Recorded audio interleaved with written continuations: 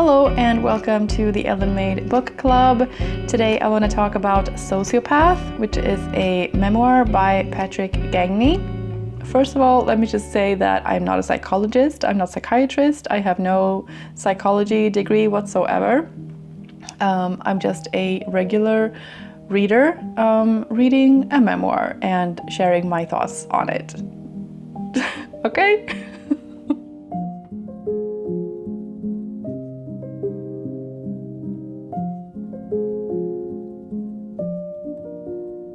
So I listened to Sociopath on audiobook, which is narrated by the author, Patric Gagne.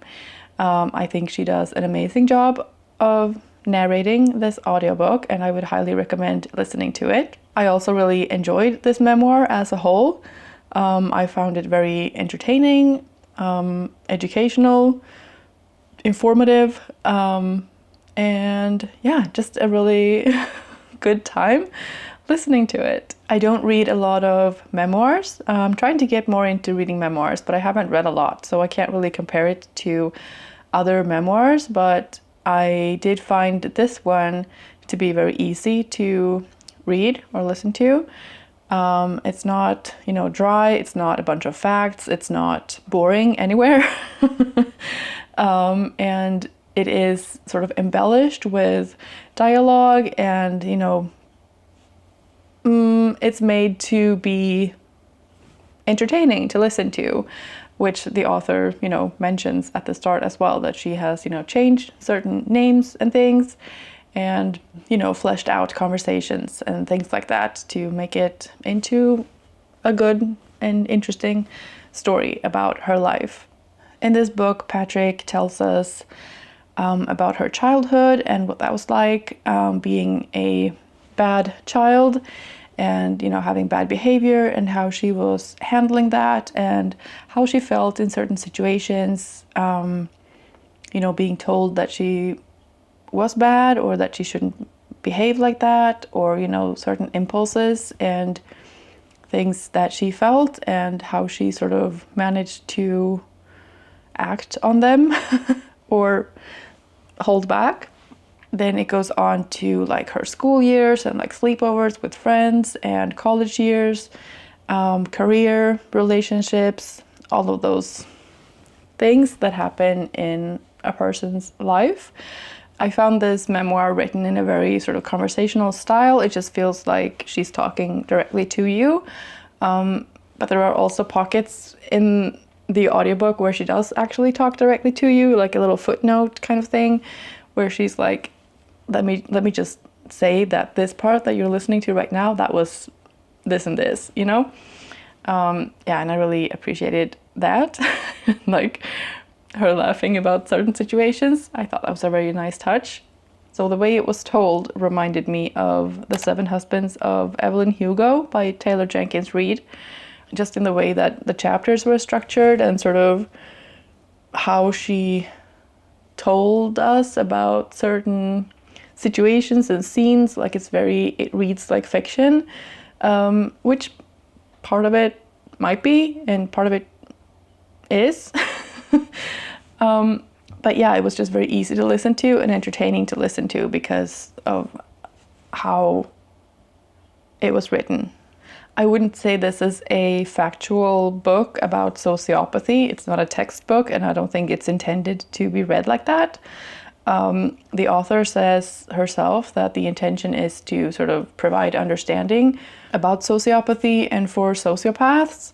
And the reason behind that is because and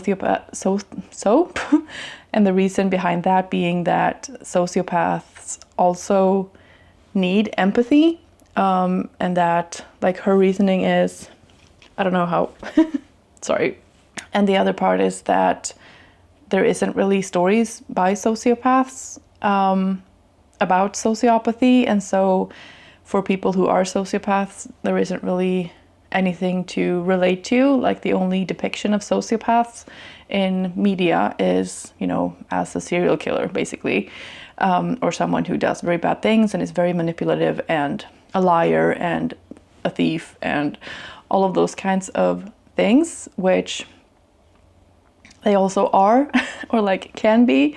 Like that's an element of sociopathy, is feeling no shame, feeling no guilt, and having a more limited set of emotions, and understanding for other people's emotions. And so like that's something that Patric is very open about in this memoir, and how she has done those things, like how she has lied, manipulated people, stolen things, and, you know, done bad things. And she's sort of talking about how that works for her and what sort of triggers her to want to do those things and what helps her not to do those things. And I found that to be very fascinating, because the way she describes it is that it's a form of anxiety, basically. So there's a pressure building from not being allowed to be who she is and not being accepted for who she is. And I think that we can all relate to that. I think that's a very human thing to feel, like that pressure of not being able to be yourself can build, and depending on how we're wired as a person, and, you know, what our personality type is and what our temperament is, we all react to that differently. But the way she reacts to it is, you know, when that pressure keeps rising, she has an impulse to do something bad, and like finds it very difficult not to. And I just thought that was very fascinating, because that makes sense to me. And I'm not sure if that's true for every sociopath, or if that's, you know, scientifically proven or anything like that. But that just makes sense to me. And I can very well understand that it can be like that for someone. Oh, it just got very dark, like lighting wise. I read a review or like an article about this book, and that person was saying that the author was more like bragging about all of her bad behavior and sort of reveling in that, and like, I'm so bad, and like, these are all the bad things that I did. And I didn't read it like that at all. I mean, she does tell us about a lot of bad things that she did, and some of them are like if we were to see it in a movie, we would be entertained. But like, just because she's talking about it as something that she did, someone took that as being braggy. I'm not sure how she could have told us about her life being a person with bad behavior without specifically telling us about things that she has done. I didn't interpret that as bragging. I just think that she thinks those stories are funny. And in some ways they are. Because it's just like outrageous behavior.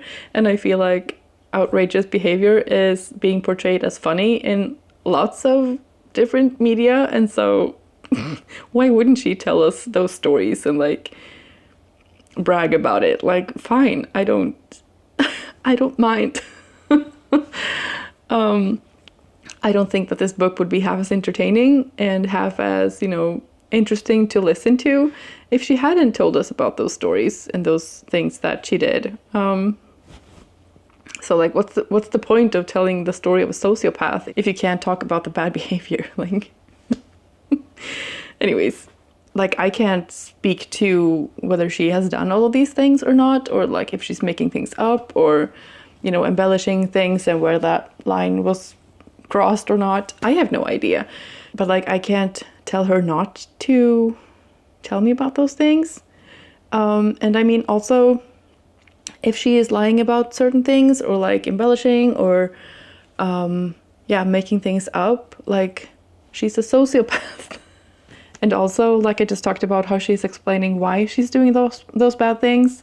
Like, how can she tell us about that pressure and about her reaction to that and her impulses without telling us about the bad things that she did? Like, they're like that. And I think that's part of her story and the parts that make her different from everyone else, and like everyone who isn't a sociopath. So I think that's a very crucial part of her story, and so why shouldn't she tell us about that? Yeah, that's my thoughts on that. I also picked up on the fact that people are questioning her level of education, like it says on the cover, Ph.D. And so people are looking that up and like trying to verify that and questioning whether if she has the credentials to talk about sociopathy in a psychological way or like in a scientific way, that she does claim to do. And I just find that very fascinating. Like, I don't know how common it is to question an author on their credentials. Like, I don't know how common it is to start searching for that person and trying to find peer-reviewed articles and, you know, proof of that person's education. You know, she is a sociopath, so she might lie about that, and that would be in line with her being a sociopath. So yeah, maybe there's, you know, relevance to looking up whether she's lying about that. But I also think it kind of proves her point about people's attitudes towards sociopaths, and, you know, some of it is maybe called for and some of it maybe is just prejudice or like not wanting to understand or show empathy. And yeah, I just find it fascinating that people are trying to dig up dirt on her.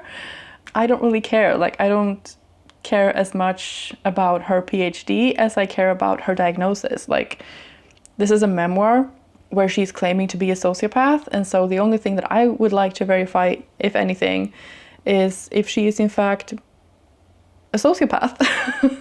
Like, if she doesn't have a diagnosis and pretends to be a sociopath, or like pretends to have a diagnosis that she doesn't have, like, that would be horrible. Like, that would be, then you're just a bad person. Like, now you're just doing bad things, you know? But if she is in fact a sociopath and then lies about being, or like having a PhD, I can't really fault her for that because she's a sociopath. So I could also imagine that there are certain people within, you know, the psychology community that maybe feel a little bruise on their ego.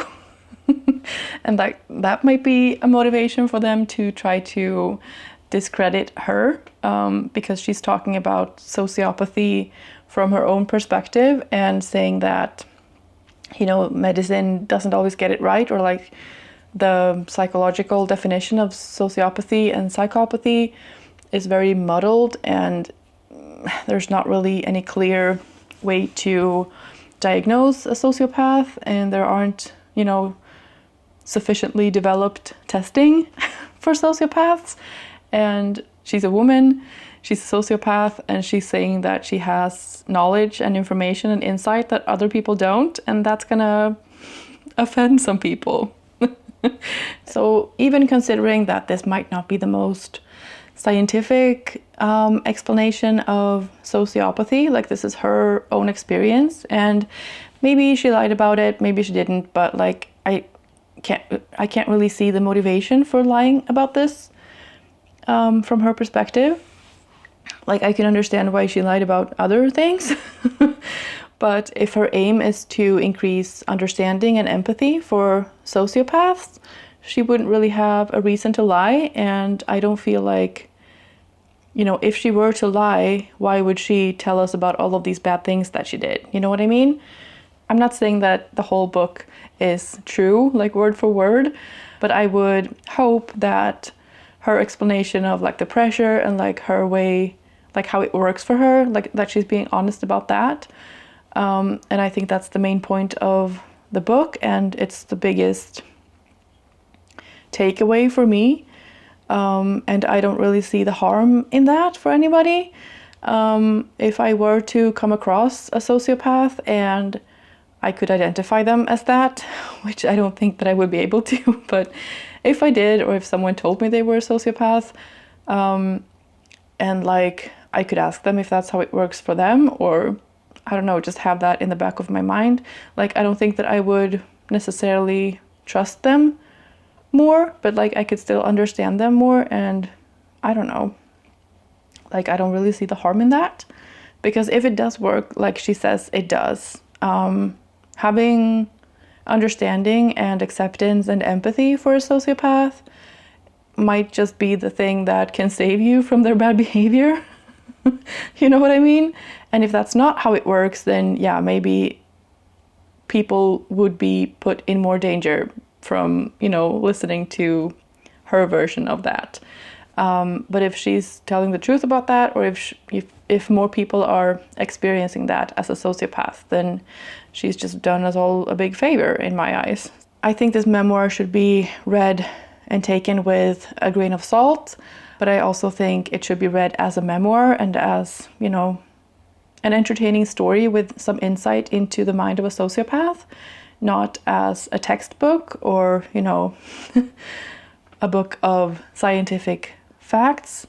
Not because I doubt her credentials, because I have no reason to, and I don't really care, but just because that's not what it is. It's not being presented as a textbook, it's presented as a memoir. And, you know, I can't really take away her life story from her. Like, that's, who am I to do that? Another big takeaway for me was something that she pointed out, which was the irony of everyone hating sociopaths because they don't have empathy, but no one has empathy for a sociopath. Yeah, I just thought that was very insightful, and I'm taking that with me because sociopaths are people too, you know? So yeah, all in all, I really enjoyed this book for what it was. I didn't read it as a textbook. I read it as a memoir. I found it very entertaining, engaging. I didn't want to put it down. I wanted to keep listening to it. And I think I learned a lot, and it made me think. And, you know, not all things that we learn are like facts. Some things are just way of looking at things, or like, yeah, I'm learning. I might have preconceived notions about this, and maybe they're correct and maybe they're not. Like, that's also learning something. You don't always have to like learn things in black and white and like, this is how it is. Learning can just be learning something about yourself and like the way you're thinking about the world, and just being like, maybe I don't really know about this. Maybe I have no idea. And I think I do, but I actually don't. That's something that you learn then about yourself. Yeah, I'm very happy about that. And it was an enjoyable experience, most of all. It did slow down a little tiny bit at like the halfway point for me, but other than that, it was a really fun time. And, you know, emotional and insightful and informational and all of that. I know people don't rate memoirs, but I'm not rating her life. I'm rating her book and my enjoyment of it, and like the way I think it was presented to me. I really enjoyed this memoir, so I'm giving it 5 stars for that. I'm not speaking to the accuracy of anything, and I'm also not questioning her as a sociopath or as a Ph.D., you know, doctor. I don't really care. I still had a good time. I'm taking empathy with me, and that's really all I wanted out of this book. If you have also read this book, I would love to hear your thoughts on it in the comments. Did you enjoy it? Did you learn something? What are your thoughts on this as a memoir? You know, the story. What's your thoughts on her diagnosis, her PhD? What were your takeaways from this book? I would love to hear all about that. And also, if you have any recommendations for like kind of similar memoirs or biographies or stories that you think that I would enjoy, I would really appreciate that. If you haven't read this book, do you think that you will? Are you intrigued by it, or does it sound not good? I hope you enjoyed this video. Thank you so much for watching and being here. I really appreciate it. And yeah, I hope you have a fantastic rest of your day, and I will see you in the next one. Bye. It slowed down a little tiny bit for me are there birds? Sorry.